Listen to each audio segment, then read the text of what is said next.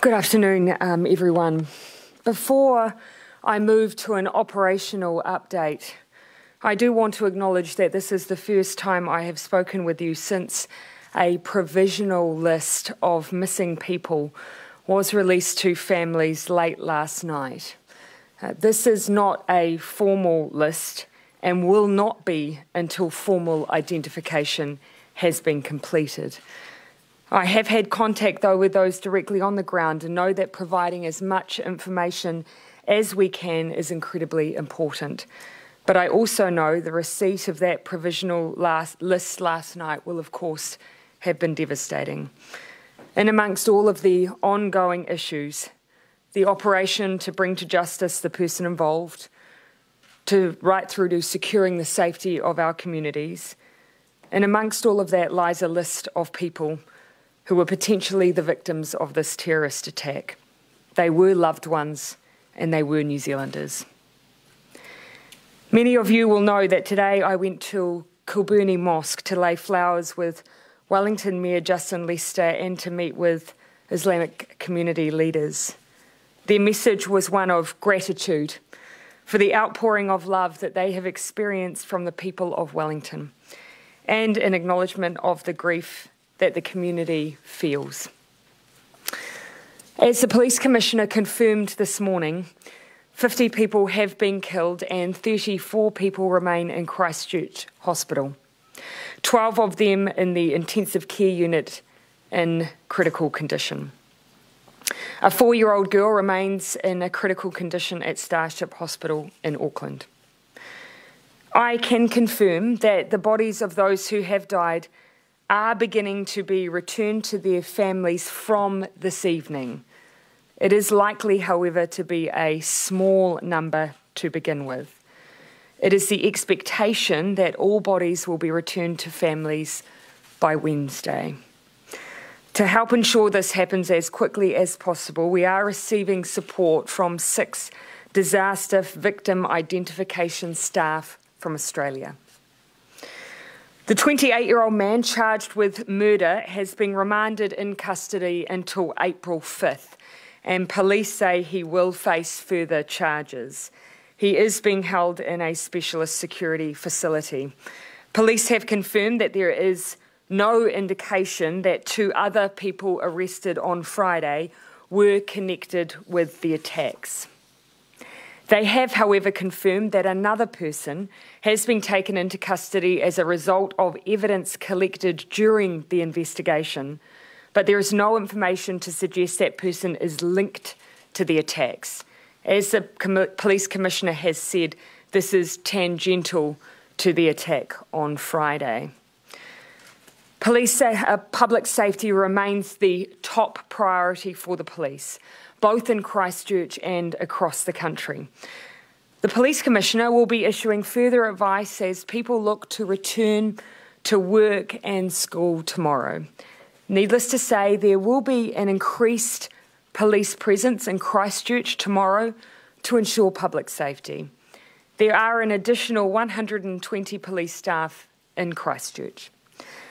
When it comes to mosques, during opening hours and while mosques are in active use, there will be a police presence outside. While they are closed, the public will remain in the vicinity. This will continue to be assessed while the police investigation continues. We know these events have been traumatic for the community, but particularly for young people. Today, local Ministry of Education staff met with senior staff at Hagley Community College and Birdside Primary School to provide support and resources. A team will be at Cashmere High School in the morning. The Ministry is also gathering information to assess intermediate trauma support needs at schools and early learning centres across the city. Support is already being provided to some schools, and this will be expanded tomorrow morning. The Christchurch office is responding to calls as they come in, and a team of 200 staff is being mobilised, with specialist staff from other regions on site or on their way. For the rest of the country, all schools and early learning centres have now received communications advising them of available support. all regions have put traumatic incident trained staff on standby to provide support tomorrow. The Ministry is also working closely with the police and Red Cross to support the refugee community. I also want to acknowledge, in terms of wider advice, for instance, perhaps via parents who may wish to seek advice on communicating with their children, the Ministry of Health is making advice publicly available. My recollection is that is available on their website. I again also reinforce that the 1737 number remains open for texts or phone calls from absolutely anyone who may wish to seek further support, particularly mental health support at this time. That is open and available to anyone, and I understand they are experiencing an increase in contact. The National Management Crisis Centre was set up in Wellington yesterday with staff on the ground in Christchurch. This will ensure all agencies are working closely together to ensure the needs of victims and their families are being met. It will work alongside the national security system to ensure we have a comprehensive and well-coordinated response. In terms of immediate welfare needs, ACC is putting more staff on the ground in Christchurch, working alongside the Ministry of Social Development at the community hub at Hagley. For ACC, as I've said before, immigration status is not a factor. It is based on the event happening here in New Zealand. In an event such as this, murder or manslaughter, the family is eligible for a funeral grant of around $10,000. There are also one-off payments for the deceased partner, children and dependents, ongoing assistance provisions for things like childcare and, of course, compensation for the loss of income. MSD is providing standard forms of financial assistance also, such as helping with immediate needs and things like one-off grants for food payments. It will also be working with individuals and families to consider ongoing needs, such as benefit support. Look, in terms of the week ahead, particularly for the government and also for Parliament, Cabinet will meet tomorrow. I will provide updates from this at my usual post-Cabinet press conference. As I've already indicated, it's my intention that we will have an agency briefing for Cabinet and we will have preliminary policy discussions around issues like, for instance, gun policy. Members of Parliament will pay tribute in the House on Tuesday. Once the appropriate statements have been given, we will adjourn for the day. Communities are paying their respects and expressing their grief and support in a number of ways throughout New Zealand. Options and the appropriate timing for national commemorative services are being considered actively now, and I will announce more about that when we are in a position to confirm arrangements. I can confirm that we will open condolence books at Parliament tomorrow as well as at the National Library. Further details will come on that for media to attend. Again, though, I want to finish my update today by again passing on my deepest gratitude and thanks on behalf of the whole country to the police, the first responders, the hospital staff who I met yesterday, right through to the teachers, many of whom kept their students in lockdown on Friday and who will be dealing with the fallout from that for a long time to come. I'm happy to take questions. So what advice are you giving about possible deportation? Should Brent and Tarrant be Australia's problem? Look, as I indicated to you yesterday, I have sought that advice. In fact, I sought that advice quite early on. I'm still awaiting receipt of it. What I can say, though, is that absolutely charges and the trial itself will happen in New Zealand. As for the remainder, I'm seeking advice. So is that a possibility that he could see out his sentence in Australia? I don't want to preempt anything there. He will certainly face the justice system of New Zealand for the terrorist attack that he has committed here. Are charges under the Terrorism Suppression Act being considered? That's not something that I can give advice on. Obviously, that's an operational issue, and at this time I can't give anything further detailed in that regard. I have had an indication that there will be further charges laid, but as to the specifics of those, I cannot provide them. Can you confirm that you received his manifesto before the attack? I was one of more than 30 recipients of a manifesto that was mailed out 9 minutes before the attack took place. It did not include a location. It did not include specific details. I'm advised that within 2 minutes of its receipt in at least my office, it was conveyed directly to parliamentary security. But the assurance I want to give is that had it provided details that could have been acted on immediately, it would have been. But there unfortunately were no such details in that email. Did you personally receive it? Chilling for you to receive it, in a broader sense. It was. I understand it was to a general email address. It was. It did not go directly to me. I did not directly receive it. And as I say, it went to over 30 emails, including media, including the parliamentary tourism desk. It went quite widely. But again, the fact that there was an ideological manifesto with extreme views attached to this attack, of course, is deeply disturbing. Would you consider a moratorium? Sorry. Have you read it? Elements, yes, I have.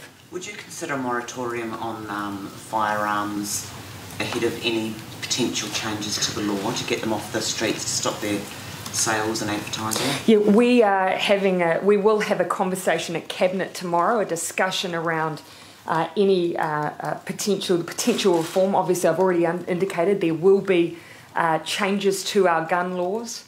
There will be more detailed discussion with Cabinet tomorrow. I have heard and seen reports, but as yet unverified, of potential activity.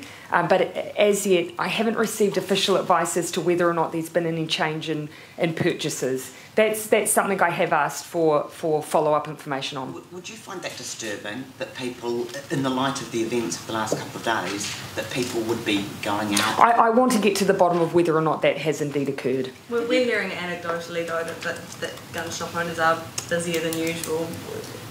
Is that concerning to you off the back of what we saw in the past year?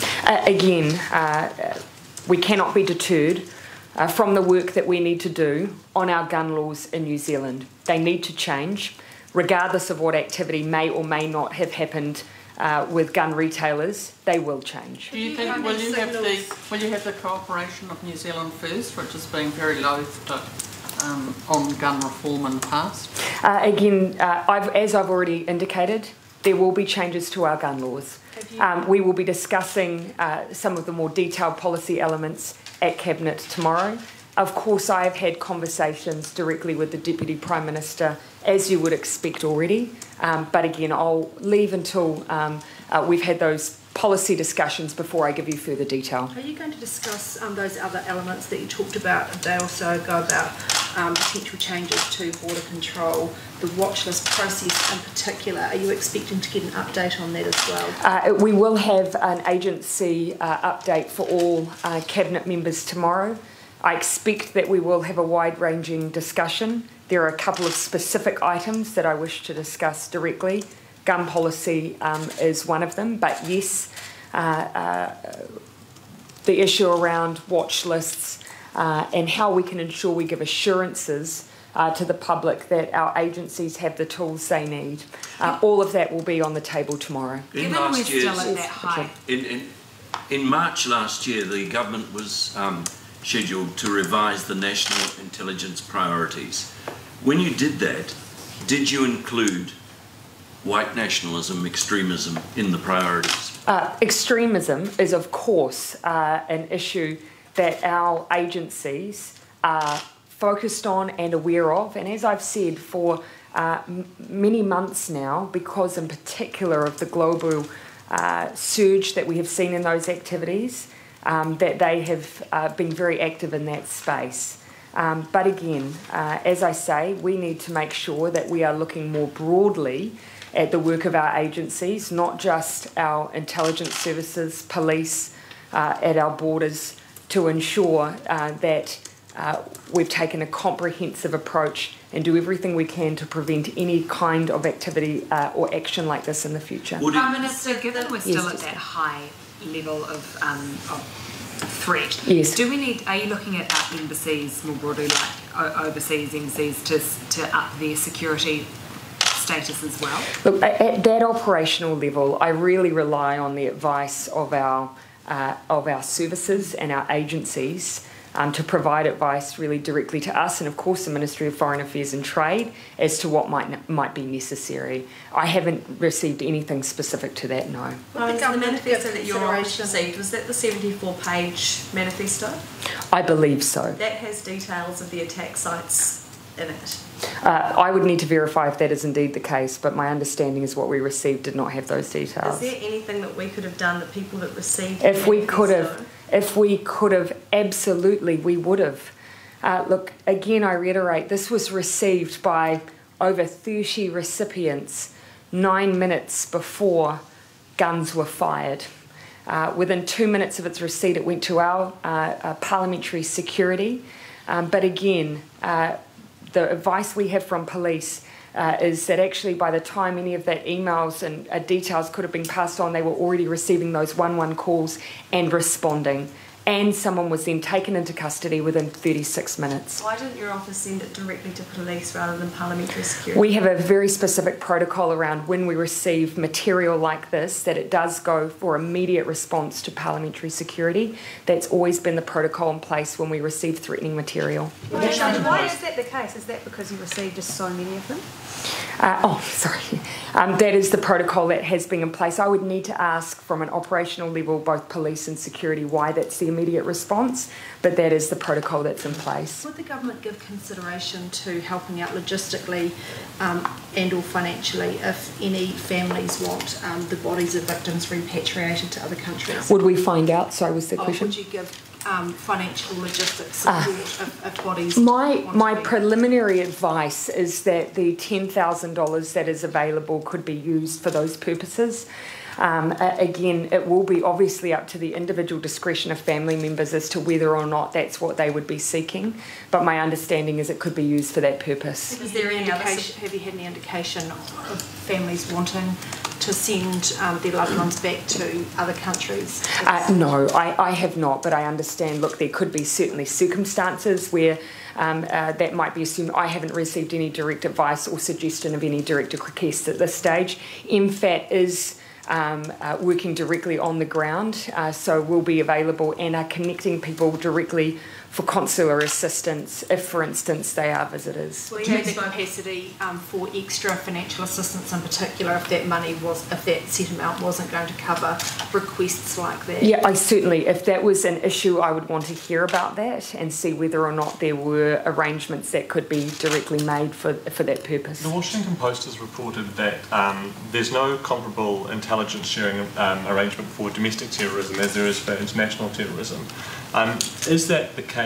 Are we not sharing information about domestic terrorists as much as we should, and will we look to in the future?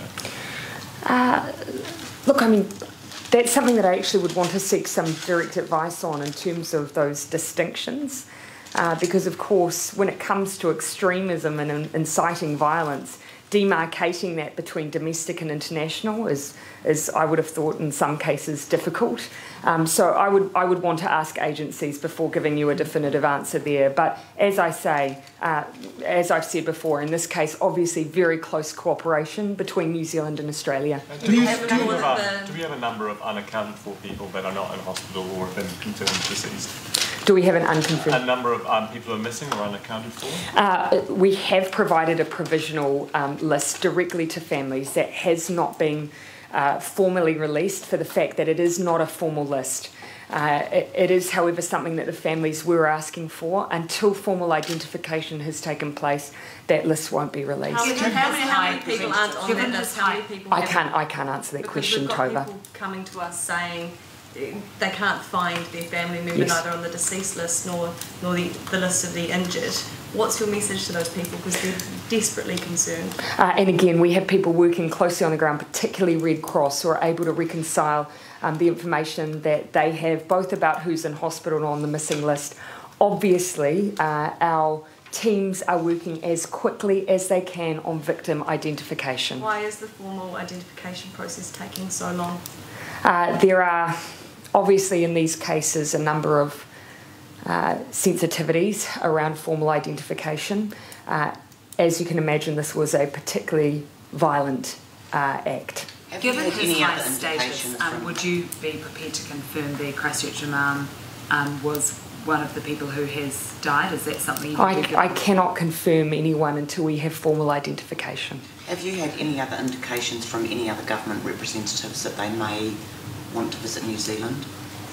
Any other government? Yes, I can confirm that we have a delegation from Turkey who will be visiting New Zealand to bring their expression directly of solidarity to the Muslim community here, and we welcome that. At this stage, it's not clear the number of Turkish nationals affected, but it is obviously a significant Muslim country who wish to express their solidarity with New Zealand, and we welcome that. So what about Malaysia and Indonesia? Have they expressed any interest in sending representatives here? I haven't had direct advice on that. I wouldn't rule that out for commemorative services, for instance, but I haven't had a formal indication at this stage. Do you think that Facebook, Twitter and Google should be regulated in any way to stop their platforms live streaming and being used to weaponise this sort of message? Yeah, well, certainly, as you know, we did as much as we could to remove or seek to have removed some of the footage that was being circulated in the aftermath of this terrorist attack. Ultimately, though, it has been up to those platforms to facilitate their removal and support their removal. Is that good enough, though? I do think that there are further questions to be answered. You know, obviously these social media platforms have wide reach. This is a problem that goes well beyond New Zealand. It has played out in other parts of the world. So whilst we might have seen action taken here, that hasn't prevented them being circulated beyond New Zealand shores. This is an issue that goes well beyond New Zealand, but it doesn't mean we can't play an active role in seeing it resolved. This happened because Facebook has live streaming. This Yes. was live streamed and then it was recorded and then Yes. splintered and sent around. And distributed. Should Facebook stop live streaming? Well, certainly I've had contact from Sheryl Sandberg. I haven't spoken to her directly, but she has reached out and an acknowledgement of what has occurred here in New Zealand. And this is an issue that I will look to be discussing directly with Facebook. What did she say? What did Sheryl Sandberg say? An acknowledgement, sharing obviously condolences as many have. Did she Are you discuss it all the fact that Just acknowledging I have met Sheryl Sandberg in the past. did she discuss it all the live streaming? I haven't had a discussion, a substantive discussion, no. It was, again, we were in receipt of a message. Are you surprised that Mark Zuckerberg himself has not expressed condolences? Tim Cook has, and he did express condolences immediately after a live streaming of a murder in Cleveland 2 years ago. Again, it is not for me to sit and make determinations of the way that others should be responding. It's my job to make sure that we have, in the long run, a policy response that acknowledges exactly what has happened on our shores. At this stage of the government's sort of thinking about this, are you considering any sort of formal review or inquiry into both the events leading up to the tragedy and also the lessons that can be learned out of it, such as Facebook? We have certainly already said over the course of a number of days, I've acknowledged that there are questions that are being raised that we know that we need to give assurances to the public and answer. And I will be discussing that very issue with Cabinet tomorrow. Could our intelligence agencies see more funding or bolstered powers after this attack and their failure, I suppose, to pick this guy up? I would look, no question that we need to have a comprehensive response to the range of issues and questions that this has raised for us. I will be having these discussions with Cabinet tomorrow. I don't want to preempt that, but I will be looking to move as swiftly on those areas where we need to respond as I can. Is that something you'd consider, though, increasing the powers available to our intelligence agencies? Again, I need to make sure that whatever action we take, it actually would have been the kind of thing that could have made a difference in this case. On the gun law changes, has the Leader of the Opposition indicated whether he would assist in reaching a parliamentary consensus on the reform? I've certainly acknowledged with him directly that we will be pursuing some work in this area. Obviously, I've stated that publicly, so he obviously was already aware of that. And I did state that we would be sharing our plans directly with the opposition, but of course my first step is a conversation with Cabinet. Prime Minister, when you talked earlier about leniency for ACC for funeral costs, etc., for people who aren't citizens of New Zealand, would you expect to have some leniency for people who are, say, on work visas and don't want to stay in Christchurch? Would you be looking at things like that, making some exemptions in this case? Yeah, look, what will be clear to you is that obviously we're trying to build a picture of those who have been directly affected here. At the moment, we do not have a formal, we have an informal but not a formal list of those who may have fallen victim of this terrorist attack. But it is fair to say that I am interested in the overall ongoing well-being of the families affected. So there is more work there to be done. Will the discussion in Cabinet tomorrow include looking at whether to ban semi-automatics and whether to create a gun register? Again, I'll be reserving my ability to have that conversation directly with Cabinet before I share any of that more widely. I've already said there will be gun law changes, and there will be. The nature of those changes, I'm looking to move on as quickly as we can, but I do need to talk them through with Cabinet, and then we'll look to share them publicly as soon as we're able. Why not declare a moratorium on imports now to stop a last-minute surge of these things? Again, I need to verify whether or not that has indeed been the case. But again, we are still looking to move as quickly as we can, regardless. There's a person called Zachariah Weedum who was in the mosque. He's neither on the deceased list nor the list of the injured, and his friends have made a desperate plea at Hagley Park today. What's your message to them? I'm happy to take that message away, that name away, and see what I can do with our authorities and agencies to try and square what's happened there. I would reiterate again, the list that was released yesterday is very much an informal list of the missing. It is not a formal verified list at this stage, so it will not necessarily be complete. I know that, of course, this is the uncertainty continues to cause distress. We are doing what we can. Agencies on the ground are doing what they can to move as quickly as possible. That is why we've brought in members of the Australian victim identification teams to try and process what needs to be done as quickly as possible. What did you think of the comments? About the 50th victim, Prime Minister, and also just in relation... The which victim, sorry, Tracy? The 50th victim, yes. The person who's discovered today. Is there anything you can tell us about them? No. And also just in relation to the gun laws, do you think you can act within days or even a couple of weeks as Australia did?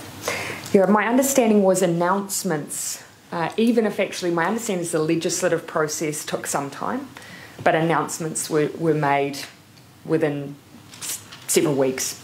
And so obviously there's policy work and regulatory changes still obviously take time, but I'm looking to provide a very clear steer and direction as soon as I can. When it comes to the 50th victim, look, there's nothing specific that I can really say other than an acknowledgement that the scale of this terrorist attack I think was magnified by the fact that that initial count was not a complete one. What do you think of the comments? I'll take just two more questions if I can. What did you think of the comments from the Australian Senator Fraser Anning about we should be here to blame the victims in the attack? They were a disgrace. Any other questions? Would New Zealand have to seek a special arrangement with Australia in order to deport the murder accused? Look, there is some legal complexities here. That's why I'm seeking some advice. But again, what I can say is this person will face the New Zealand justice system. Is there right?